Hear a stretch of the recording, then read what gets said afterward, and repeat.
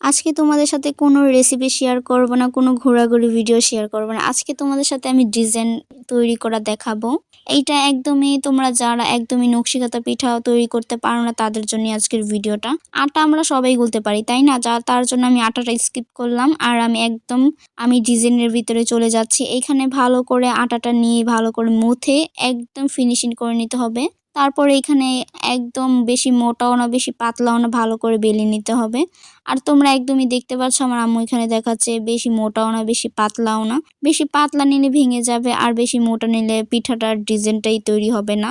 এই পিঠাটা অনেকেই মানুষ আছে পারে না বানাতে, আর এইটা একদমই সহজ। তোমরা যদি কোনো কামই কঠিন না, যদি তোমাদের কাছে সহজ হয় তাহলে কোনো কামই কঠিন না, তাই না? চেষ্টা করবা সবাই কাম করতে। আর কেউ অযোগ্যতা মানে একটা মেয়ের সবকিছুই জানা দরকার, তাই না? আর পিঠা তো একটা কমন জিনিস, পিঠা তো সবাই পারে। আর যারা পারে না তারা হলো কি বলবো, আর কিছুই বলার নাই। আর এইটার আটাটা একদম সহজভাবে গুলিয়েছি। আর এইখানে আমরা চালের গুঁড়া ব্যবহার করেছি। তোমরা বুঝছো না আবার আটাটা করতেছি, আটাটা না, এটা একদম চালের গুঁড়া দিয়ে। তোমরা চাইলে আমি রেসিপিটাও শেয়ার করে দিব। অবশ্যই আমি রেসিপিটা ভিডিও করে নিই, না হলে দিয়ে দিতাম। আর এইখানে আমি তোমাদের আজকে ডিজাইন দেখাচ্ছি। একদম যেই অনেক কিছু খেজুরের কাটা দিয়ে, চিরুনি কাটা দিয়ে, ম্যাচের কাঠি দিয়ে, অনেক রকমের করে আজকে আমি ডিজাইন তৈরি করছি। আর এইটা আমিও পারতাম না, আমি আজকে সাহস করে এই জিনিসটা আম্মুর সাথে বানাতে বসেছি। আর এখন আলহামদুলিল্লাহ আমি পেরেছি।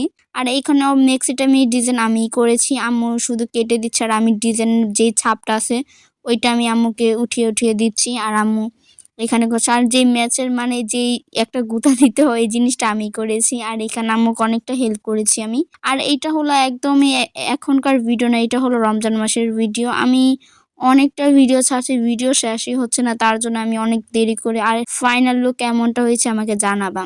আর পিঠাটা বানাতে একদম সহজ, আর এটা খেতেও অনেক অনেক মজা। আর এখানে প্রায় দেখতে দেখতে অনেক রকমের ডিজাইন তোমরা দেখতে পারছো। এটা অনেক সহজভাবে আমরা তৈরি করেছি, কোনো কামই কঠিন না। দেখতে গেলে কত কঠিন না, একদমই না, এটা একদম সহজভাবে তোমরা বাসায় একবার হলো তৈরি করে দেখতে পারো। আর যারা যারা নকশিকাঁথা পিঠা খাও তারা তো জানো এটা কি মজা, তাই না? আমার সবচেয়ে বেশি চিনি দিয়ে খেলে অনেকটা মজা লাগে। আর এটা পাক দিলে মজা লাগে ঠিকই, তখন একটু বেশি মিষ্টি। এত বেশি মিষ্টি খেতে পারি না, তার জন্য তোমাদের আমি বলছি না তোমরা পাক দিয়ে খাবা। তোমরা চিনি দিয়ে একবার খেয়ে দেখতে পারো। আর এইটা অনেকগুলো, এখানে প্রায় 1 কেজির মতো বানিয়েছিলাম, অল্প কয়টাই বানিয়েছিলাম। আবার যদি এইগুলা তৈরি করি অবশ্যই তোমাদের ফুল রেসিপিটা তখন দিয়ে দিব। আর এইটা একদম আজকে আমি কোনো রেসিপি দেখাচ্ছি না, সেই তোমাদের আমি প্রথমেই বলে দিয়েছি। তোমরা দয়া করে প্লিজ আমার টিকটক ইনবক্সে তোমরা মেসেজ দিও না। তোমরা টিকটকের ইনবক্সে আমি আগেও বলেছি, তোমরা যতই কিছুই লেখো না কেন, আমি টিকটক ইনবক্সে আমি চেক করি না। তোমাদের আরো কষ্ট হয়, তোমরা এই মেসেজগুলো লেখো। আমি টিকটকের কমেন্ট বক্সে আমি তোমাদের উত্তরগুলো রিপ্লাই দিই, আমি কোনো ইনবক্সের রিপ্লাই দিই না। কি বলবো। আর এইখানে আমার হাতের অবস্থা দেখো, হাতের অবস্থা 12টা বেজে গিয়েছে। আর এইখানে অনেক রকমের পিঠা তৈরি করা হয়েছে, অনেক ডিজাইনের, সবগুলো ডিজাইন আর তোমাদের ক্লিপ নিতে পারি নাই। আর ভিডিওটা বড় রাখার কারণ হলো আমি সবটি ডিজাইন আমি ক্লিপ করে রেখেছি, আমি এটা পরবর্তীতে আবার তৈরি করব। আর এই ডিজাইনটা একটু মসজিদ টাইপের করতে চেয়েছিলাম, ঠিকই হয় নাই। আর পাতা ডিজাইনটা অনেক সুন্দর হয়েছে। আর এইখানে ফুটন্ত তেলের ভিতরে দিতে হবে। তোমরা যদি নর্মাল তেল অথবা তেল ভালো করে গরম হয়নি তার ভিতরে দিলে পিঠাটা ভেঙে যাবে। আর এইটাকে একদম লাল করে ভাজতে হবে, এরকমভাবে লাল করে, আবার এমনভাবে লাল করো না যেন পুড়ে যায়, একদম আমাদের সামনেই থাকতে হবে। আর এইখানে আমি বলতেছি গোল পিঠাগুলো এখন কেমন দেখা যাচ্ছে, এইগুলা পাক দিলে অনেক সুন্দর ডিজাইনটা ফুটে উঠে। আর এর ভিতরে দেখতে দেখতে প্রায় এখানে আমি সবগুলো পিঠা ভালো করে বেজে নিচ্ছি। আর তোমাদের কার কোন সাপোর্ট লাগবে আমাকে কমেন্ট করে জানাবা, সবাইকে সাপোর্ট করবে ইনশাল্লাহ। আর এর ভিতরে এইখানে আর শুধু 3টা রয়েছে। আর এইটা হলো তোমাদের দ্বিতীয় নাম, দ্বিতীয়বার আবার ভাজবো। এটা আমি চিনি দিয়ে খাবো, সেটাই আমি তোমাদের বলতাছি। এখানে সবগুলো এক এক করে ভেজে নিচ্ছি একটু লাল লাল করে আবার।